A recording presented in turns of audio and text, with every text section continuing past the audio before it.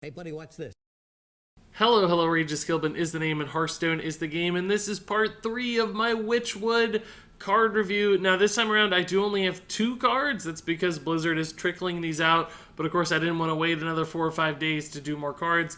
So we're going to talk about these 2 cards. As always, if you don't have time, you can skip to the end of the video using the link in the description to just see the cards real quickly along with my 5-star ratings. But if you have a little while to discuss these cards, let's go ahead and jump into the detailed reviews.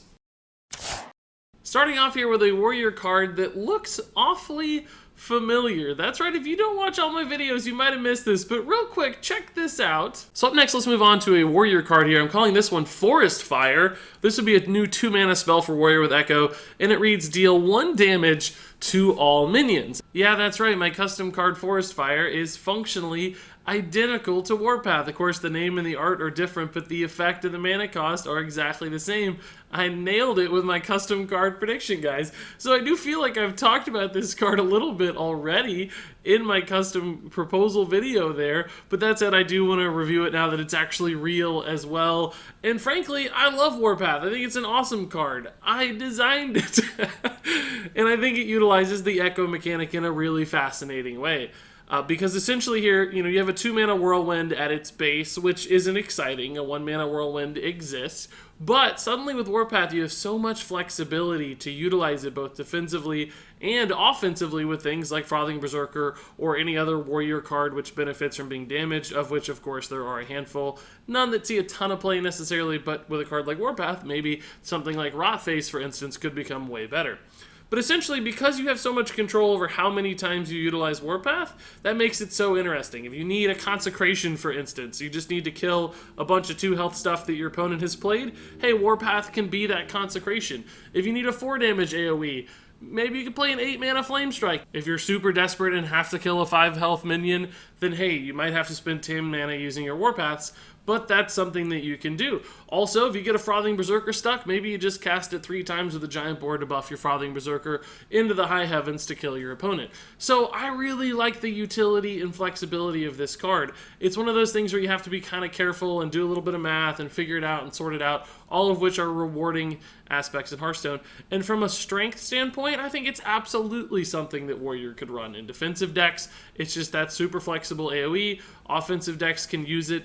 It's one of those cards that just does a lot of different things well, and to me, those sorts of cards usually find homes in decks to utilize them in Hearthstone. Now, of course, Warrior right now, not the strongest class in the meta, so if Warrior doesn't become good in the Witchwood, which is always a possibility, then maybe Warpath won't be played. But it's one of those cards that seems to me fundamentally strong enough that eventually it's going to be something that the class is able to use successfully. So as far as I'm concerned, and obviously because I designed the card myself, I think Warpath is going to be pretty awesome. So up next now, let's talk about the new Rogue Legendary Minion with, I guess, probably the creepiest art in the history of Hearthstone. This is the Face Collector. I guess the name is pretty creepy too. Now, those aren't actual faces. I think they're like wood carvings if you look closely at the artwork, which is hard because this isn't super high resolution. So it's maybe not that creepy. It's really like a moss man putting on wood. That makes it seem a little less weird. But anyway, the Face Collector here is a 3-mana 2/2. It's another Echo card, much like our previous one. And it has a battle cry that reads, add a random legendary minion to your hand. Wow. So basically, if you're able to play this multiple times in a turn, you can draw multiple legendary minions. Typically, that would be 9 mana for 3 2/2s and 3 legendary minions. Other times it might just be, you drop the 3-mana Face Collector, you get like Archmage Antonidas, and you have 2 backstabs in hand. So you're like, forget the Echo, I'm slamming Antonidas, I'm getting a couple fireballs. So clearly, if you start dreaming big with Face Collector, you can see some really cool outcomes. You can see it doing some nifty things. If it gives you 3 Tyrians, you're going to be pretty excited about that. The biggest challenge for Face Collector, I think, and one that people quickly identified, is that there's just such a range of quality in legendary minions. There's also Lorewalker Cho, which is not quite so good to use with backstabs compared to Archmage Antonidas. There are so many bad legendaries in the pool that often Face Collector's not going to give you a card that you absolutely love. You're going to get Millhouse Mana Storm just as often as you're going to get Tyrion. It's just as likely. So because of that, the average outcome here isn't going to be a super positive one. Now, yes, of course, legendaries are typically on average better than normal cards, so there will be instances where you get some good stuff that you can use. The question is, what kind of rogue deck would want to play Face Collector? Now, it would not be what we would typically see from a faster rogue. I think it would have to be from a slower rogue, a more control or value-based rogue, because clearly Face Collector here is not about tempo or board presence. It's an incredibly understated minion for its cost. It's more about generating cards to utilize later, and in fact often big, slow cards, because legendaries do tend to skew higher cost, and more value-oriented cards, because legendaries tend to skew more towards value than tempo. So when you consider it in that context, it does seem like it's going to be hard for Face Collector to find a home, because we haven't really ever seen a super value rogue. There are things like Kingsbane Rogue, which tend to play a slower style, but those have their own really specific game plan that aren't reliant on random legendary minions. This feels like the kind of card that would be better in a traditional control deck. Something like a Grinder Mage that just likes to generate additional resources. This reminds me of that sort of card that would fit perfectly in that playstyle. Now, that said, that doesn't mean Rogue can't transition that way. Maybe Rogue gets some other cards that support that style of play, and Face Collector starts to make a lot of sense. Then, of course, this card could become good, because I've seen a lot of people already dissing this card pretty heavily, but for once, I think I'm going to be the optimist about Face Collector and say that basically anytime a card turns itself into 3 other cards, that can be really good in Hearthstone. Or anytime there's just that much value bundled into a single draw, that can be really, really good. So I actually hold out a little more hope for Face Collector than I think most. Now, of course, I should probably address things like Shadow Step, obviously, and Sonya Shadow Dancer as well. Rogue clearly has ways to bounce minions back into their hand with some success. Now, that could potentially escalate the value of Face Collector by giving you something like 5 legendary minions in a single turn if you're able to echo it with multiple Shadow Steps.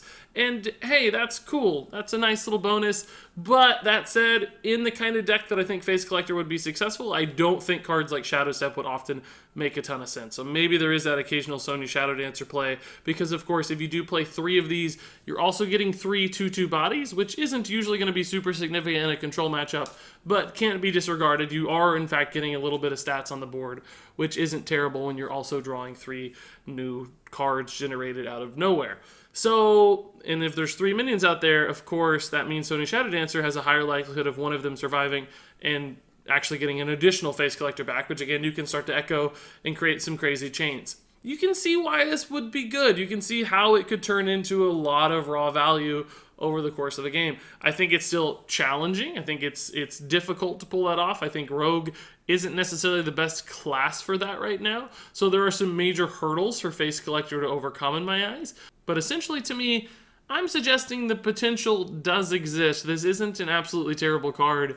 It might just be playable, in fact. And there you have it, folks. Of course, that was a quick one. Only 2 cards to talk about here today. But, you know, I kind of like both of them. Of course, I'm rather attached to Warpath, given my history with a custom card that's identical. So I like that one quite a bit. And frankly, Face Collector looks okay to me, too. So all that said, let's go ahead and jump real quickly here into the quick reviews for each of these cards. Warpath is a 5-star card. Face Collector is a 3-star card. There you go, guys. The first 5-star card of the expansion so far. I really do like Warpath. I'm probably a little biased, yes, but when I designed the card, I thought it was really strong. And I still believe that to this day, so I went ahead and gave it 5 stars. I think 4.5 would probably be a slightly safer number if I did half rankings, but I don't. I force myself to be bold and go for the single solid star rankings instead. So all that said, I'm curious what you guys think. What do you have to say about Face Collector and Warpath here? Are these cards that could see play? What exciting combos are you excited for? How are you going to utilize these? What decks support these cards? Share all of those thoughts in the comments below. I always love hearing what you guys have to say. Even when you're mean to me, I still love you. But until then, guys, thank you so much for watching. And until next time, game on.